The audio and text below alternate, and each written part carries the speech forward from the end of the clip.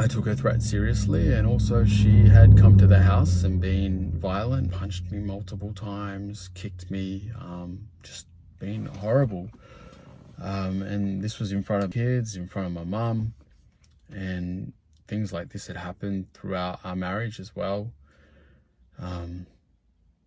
Nikki, she was like two different people, and that was what I always struggled with, because there was a version of her that I was just head over heels in love with, and then there was a version of her that I felt like I didn't know. Some viewers may find this disturbing. Viewer discretion is advised. Hi my loves, it's Destin Choice and you're watching Choice TV. So for today's video, I want to talk about this insanely mortifying situation that I saw on social media recently. The YouTube influencer Jaime Perkins decided to blast and expose his supermodel ex-wife, Nikki, for basically abusing him, mistreating him, putting her hands on him right in front of their children. There were points in our marriage where I was very scared of her. I was walking on eggshells. Nikki, please leave.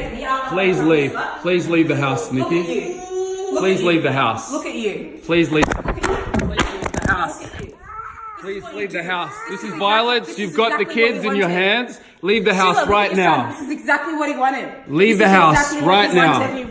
This is exactly what he wanted. Leave the house. And look, he's getting video Leave the evidence. house. He's been planning this. Leave the house. He has been planning Leave the this house. from day one. Leave the house. Leave the house. The children don't deserve to see this. I think you need to take responsibility. Okay, yeah. All right. Leave the house. You guys will never see my kids again. That is You guys will never see my kids again. But it was a feeling of humiliation. I felt so small because I never hit her back. And he even went as far as releasing video content and evidence showcasing that she was the aggressor in the relationship and that he's now going broke because of their divorce and how she basically wiped him of everything. So let me just start by saying that when I saw these videos being posted on the internet, I was absolutely mortified because some people need to learn that this is why you don't share your partner on the internet. It's stuff like this, and unfortunately most people don't learn from their favorite influencers and YouTubers. Most people didn't learn from Chris and Queen when we found out that Chris was out here cheating on Queen, was out here sucking and messing around with a trans woman and other women at that. And then there were other situations like Aaliyah J, the famous beauty blogger, when she got into it with her ex-boyfriend and he went on a whole expose tirade doing back-to-back story times about her being toxic and not humble. She broke up with me in LA too, for some dumb shit. I forgot what it was, some dumb shit. She said I was a distract her from her work and all of that. I'm like, when she broke up with me, blocked my number, all this, that, and the third, I'm talked up. Then there was the infamous situation with It's Lovely Mimi from Love and Hip Hop and Wildin' Out, who basically used to post all types of videos of her man. She decides to leave him because it was draining her financially, and of course, it led to a plethora of expose videos. Man, be truthful to yourself. I never abused her. I never put my hands on that girl, man. I can show y'all who abused who. And I don't want your hands, baby, like something, get off of me. Fix your fucking Shut up! Shut the fuck up! You shut up. Don't fucking talk to me! Take your medicine is what I'm telling you. Get the fuck out of my face, babe. You talking about don't touch it! Rest me up!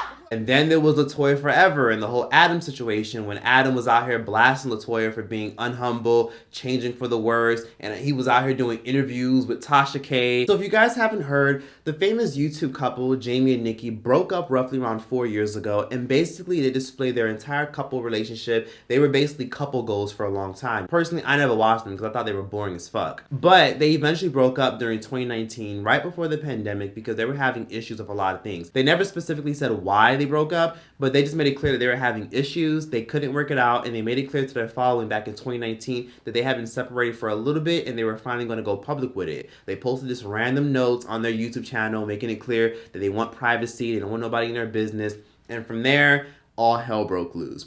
So basically, Nikki went around liking a lot of posts of people saying, wow, I bet Jaime cheated. I bet he cheated on her. I bet he mistreated her. And she was out here liking these posts, which then started a lot of controversy for a lot of tea and drama channels, which then led to a lot of them spreading a lot of information about him being abusive, him being a cheater, and much more. And even I did a video back then expressing how I felt about the fact that maybe Jaime did cheat. Jaime was pissed, and he quickly went on his YouTube channel to quickly address the allegations and the rumors made by T and drama channels. And by not maybe standing up for myself the way that I should. And then there's one that I'm even conflicted about talking about, because I know the person who made this story up was a clear clout chaser because they put their real name behind the post. People telling me what a horrible person I am, and people saying how it must be true, and that was this person made up a story that Nikki has an intervention order against me and that I was violent and abusive towards her. I have never, ever, ever in my life raised my hands to a woman. Not Nikki, not anyone. Well, fast forward to now, Jaime came out of nowhere on his YouTube channel literally a few hours ago expressing the fact that he is completely done with Nikki, and the reason why is because he's struggling. She's literally using the kids against him, and he's finally exposing her for domestic violence, inserting several clips showing how aggressive and evil and mean and narcissistic she is. Not to go and harass Nikki. Best thing that you can do, if anything, is just support me as I go ahead and support the girls. I'm not dropping no damn kids at no police station. You have to. You have to. You actually have to. That just proves you don't care about these kids. Because No, it proves I do, because I'm protecting their safety. I'm the one protecting their safety. The thought of a police last time. Did you not hear her last time? I'm protecting the children from their safety. You've been violent. You've hit me in front of them. You've abused me in front of them. That does not make them violent people. Let me remind you right now who you are. You are not shit. You ain't never been shit from day one. You will never be shit, you motherfucker. Try me. Fucking keep trying me. I'm not trying you. I'm trying to be fair, and I'm trying to protect my safety and the kids' safety. I will expose your ass. I swear to God I will. Keep fucking trying me, Jaime. I swear to God. No. I've had enough of this motherfucking shit. At the police station. I think the only person who can be exposed is you. You're the cheater. You're the violent person. But I'm not doing that because I don't want my kids to have to see the real you on the internet. And unfortunately, it didn't stop there. He went on to say that he now has to drive for Uber because him and Nikki built a very substantial brand on the internet, but he can no longer support himself, all while Nikki can basically support herself with sponsorships on Instagram because, again, she has a big following. You know, she was a model in her past life. You know, she's a pretty girl with a lot of followers. Due to them being a brand together, Jaime now has to drive for Uber because he can't afford to support himself and also support his kids when he does see them. So for the last few months, I've been an Uber driver. Some of you guys have, you know, you've gotten in my car and been like, wait, I know you, why are you my Uber driver? But it's not earning enough to be able to provide for the girls the way I want to provide. So I've gotten to the point where I've realized I can't maintain the rent of the house that I'm in right now. And I also know that that's a privilege. It's a privilege to have, it's a pretty nice house. It's a 3-bedroom house with an office and a hot tub and, you know, a small backyard for us to run around in. So you know, it's a blessing. It's not a right. It's a blessing to have a nice house. Then he went on to clear up that he never cheated, but she did a lot of the cheating in the relationship. She'd been going behind my back with her ex-boyfriend, and I'd been warned about him being an issue before I started dating Nikki again. And the first year of our marriage, I discovered that she had been secretly keeping in contact with him. And what's even scarier, he basically alluded to the fact that Nikki was very two-faced and a dangerous person because she went around trying to ruin his friendships with people. By once they broke up and he tried to leave and separate himself, Nikki did not take it well at all. So she tried to ruin his life and his friendships and relationships. And she's even going as far as trying to ruin the relationship with the kids. She didn't really want my friends in our lives all that much. And then when we broke up, it was like, I have to make sure that I take whatever means anything to you from you. And I told one friend. She contacted pretty much every person that I was close to and told them a whole different story. I've seen some of the messages people in my life have gotten about what happened between us. The amount of effort she put into trying to get into the lives of people that meant something to me. I took her threat seriously, and also she had come to the house and been violent, punched me multiple times, kicked me, just been horrible. And this was in front of kids, in front of my mum, and things like this had happened throughout our marriage as well. Nikki, she was like two different people, and that was what I always struggled with, because there was a version of her that I was just head over heels in love with, and then there was a version of her that I felt like I didn't know, and I never knew when that version was going to come out. And when that version came out, it'd stick around for like a week or so, sometimes longer, sometimes less. And that version had a very violent temper. There was anger problems. He then posted this very interesting clip showing that Nikki snatched their child out of his mother's hands, and even went as far as trying to harass him and bother him just because he kept ignoring her. He would sit there and ignore her, and she would completely gaslight and get angry and upset, because it seemed like she had her own frustrations about their past rather than it just always being about the kids, so he claims. Out of the house, Nikki. Please leave. Please leave. Please leave the house, Nikki. Please leave the house. Look at you. Please leave. Please leave the house. Please leave the house. This is violence. You've got the kids in your hands. Leave the house right now. This is exactly what he wanted. Leave the house right now.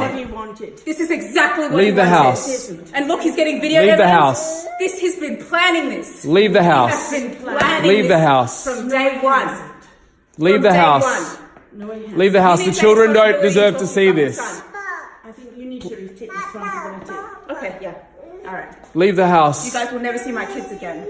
That is You guys will never see my kids again. that will not. Ever. That will not happen. Leave the house. Look at you guys. Leave the house. Look at you guys. Look. That's Leave the hilarious. house. Look. Leave the That's house. fine, whatever. Get Leave out. the house, Nikki. Leave the This is house. exactly what you wanted, Jamie. Leave the This is house. exactly what you wanted. You're actually Leave the house. exactly what you wanted. And this is what I've been putting up with for years. Violence. All of this. And the kids have to see it. That's the sad thing. And never taking responsibility for any of her actions. Caught out trying to cheat on me, and then she acts like this. Instead of saying sorry, instead of trying to make it right. I'm sorry, Mom. You okay? No, I'm not. Okay.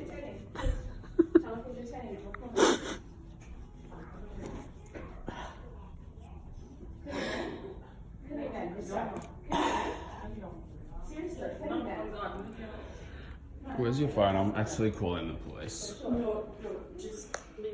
So I have a really strong gut feeling that a lot of what Jamie is saying is the truth, but I also have a very strong gut feeling that it takes two to ruin a relationship. And the fact that they're going through all this and that it's this bad, that they're out here fighting in front of the kids and screaming in front of the kids and screaming in front of relatives, this tells me what this man probably put her through. Because again, I believe it takes two to ruin a relationship, especially a marriage. I watched the entire video. It was very difficult because the video was low-key boring as fuck, but once you get past the first hour, he really starts to get into detail on why their relationship ended the way it was. He also disclosed that when Nikki decided to move out, he eventually did decide to keep the house, but as he was trying to keep the house throughout the years, he of course was left with over $17,000 in so many fees because he had to take care of the taxes, the fees, the maintenance for the home, because obviously Nikki wasn't pitching in for it. He also disclosed the fact that Nikki eventually moved away, but she moved literally an hour away, and it was very draining financially because they built a brand together. He said that they literally made plans to conquer the world of YouTube and utilizing social media,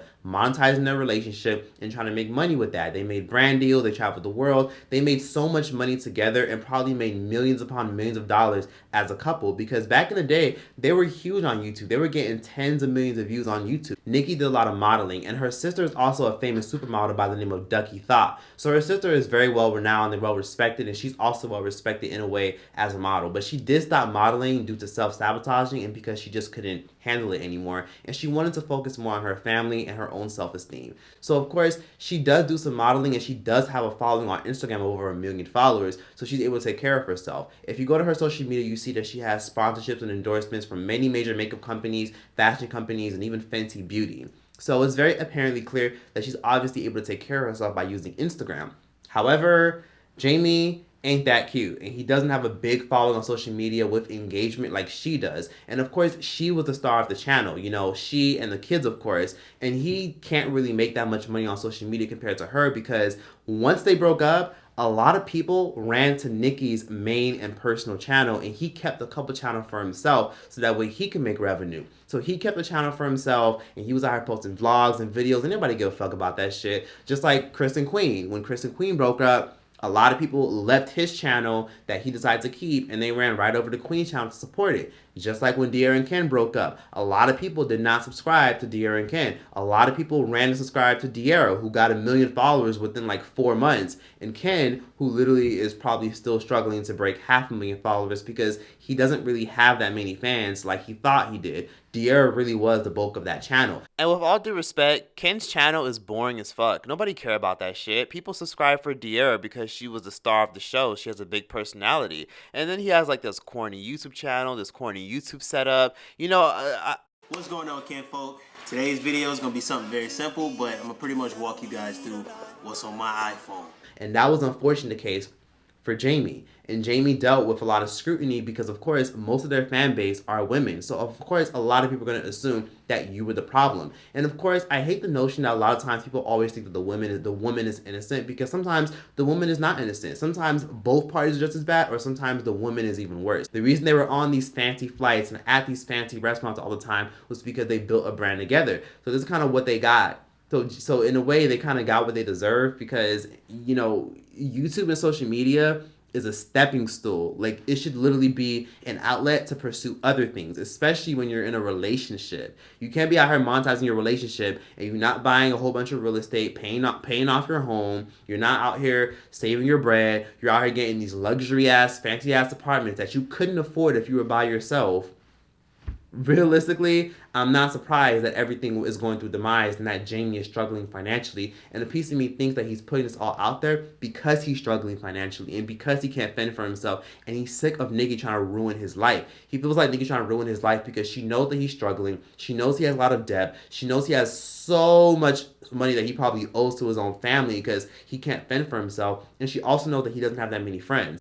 And Jaime made that very clear, that Nikki knows that he's struggling with friendships because he cut off all his friends to focus on his marriage. And to be honest with you, that's your fucking fault for cutting off your friends. You didn't have to do anything. I know sometimes when you're in a relationship, you feel like you got to distance yourself from your friends to focus on your relationship, but that's his problem. And I will say this, even if Nikki is in the wrong, at the end of the day, you should have invested your money. You should have definitely started like several different businesses. You know, you can't build your whole purpose around being in a marriage and then monetizing it on the internet. Where the fuck they do that at? And let's be realistic for a second.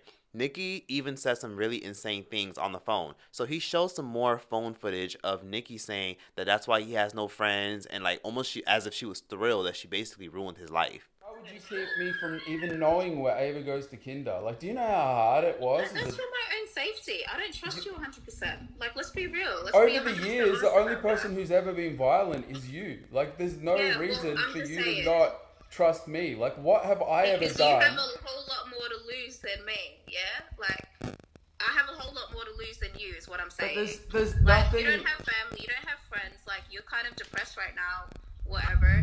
You know, you don't have your kids, like, you can act up. Nikki was so emotionally draining to the point where Jaime felt like he had to cut off all of his friends. He felt like he had to constantly be there for her. He had no friends.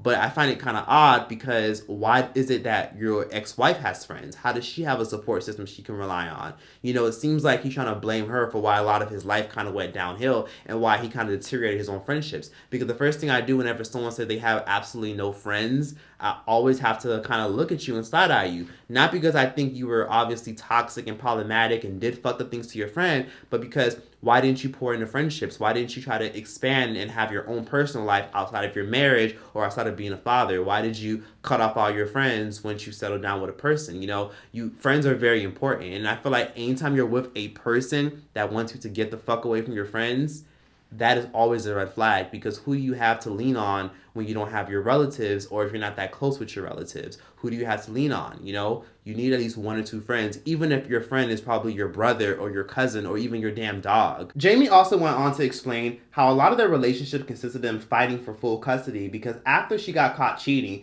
he wanted to separate himself and he wanted to make sure he got joint custody, because there was a habit of Nikki trying to constantly punish him for ruining their relationship, ruining their marriage. So what she would do is she would constantly use the kids as leeway and ammunition for why he could only see the kids every other Wednesday. There was even one moment in the video where he explained that he was trying to take the kids to Disney and Nikki immediately had a problem with it, showcasing text messages basically outlining the fact that Nikki was jealous and bitter about the fact that he wanted to take the kids to Disney World, and she felt some type of way about it because she didn't like the fact that the kids always got good and amazing memories of their father. We talk about things that are really important about the kids, and that's kind of it. So obviously I wasn't going to bring a person who abuses me on a trip like that. Like, that made no sense. And then eventually she used the excuse of don't want them missing a few days of school.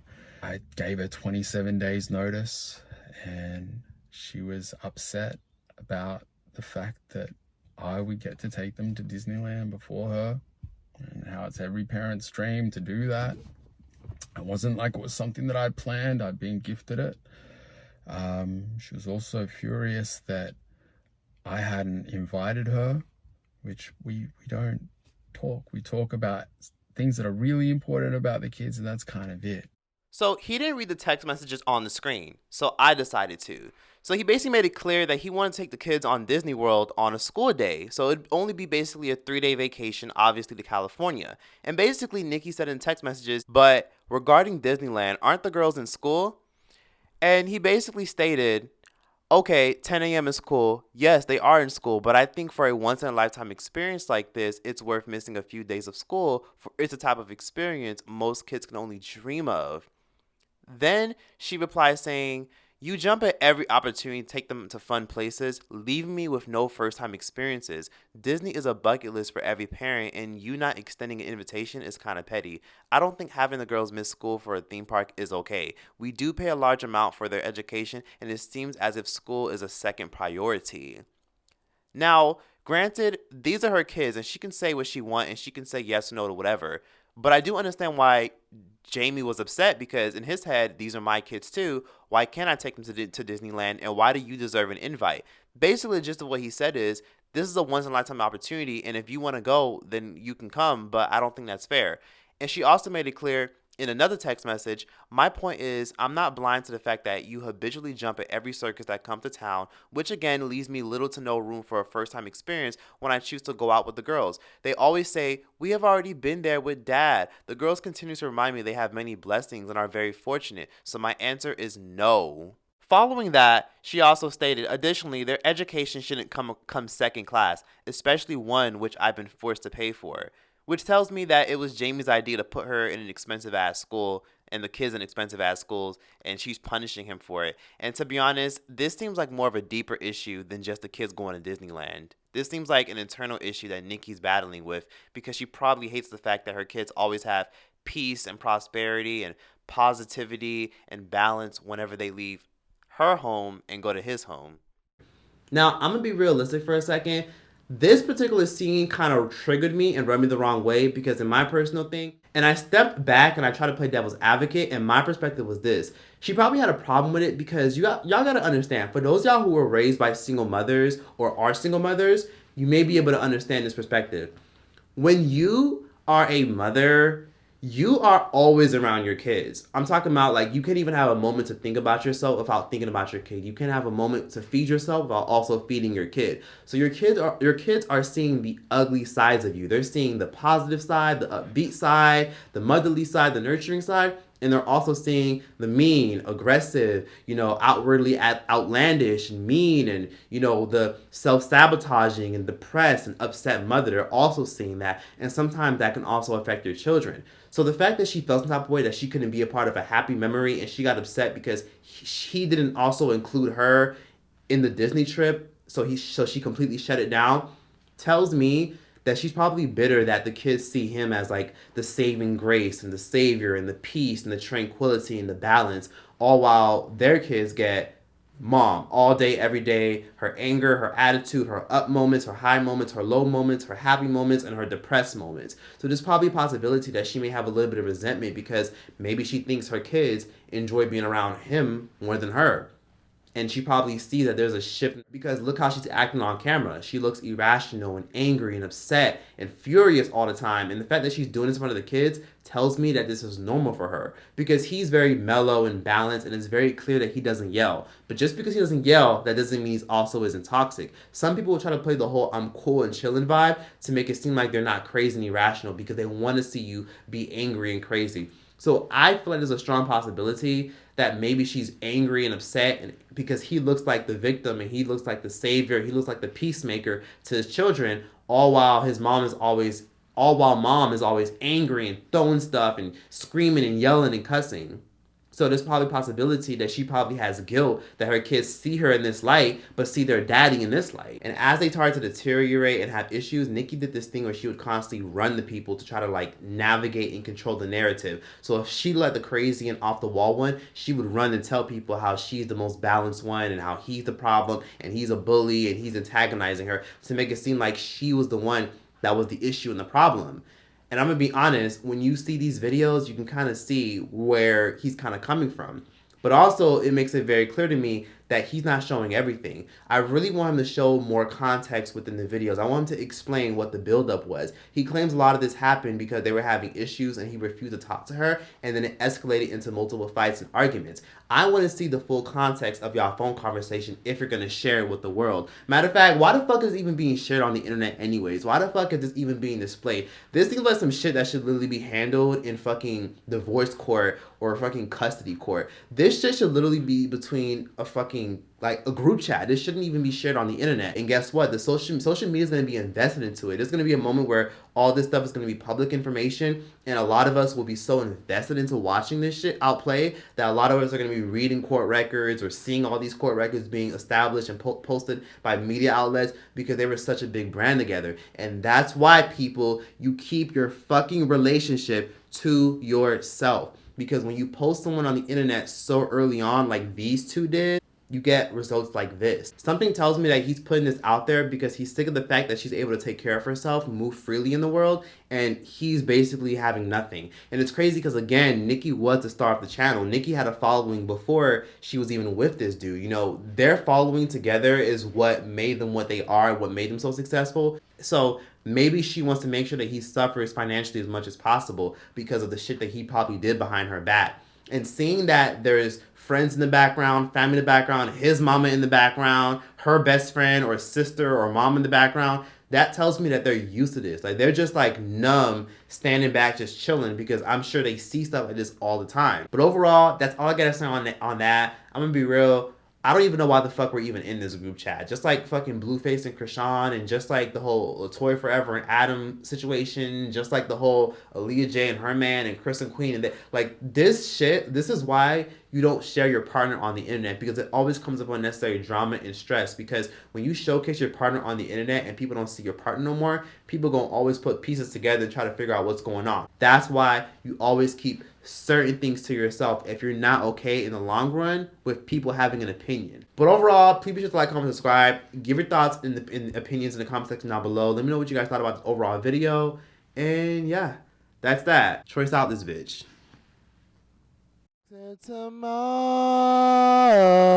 I'll be holding you tight, and there's no way in this world I ever been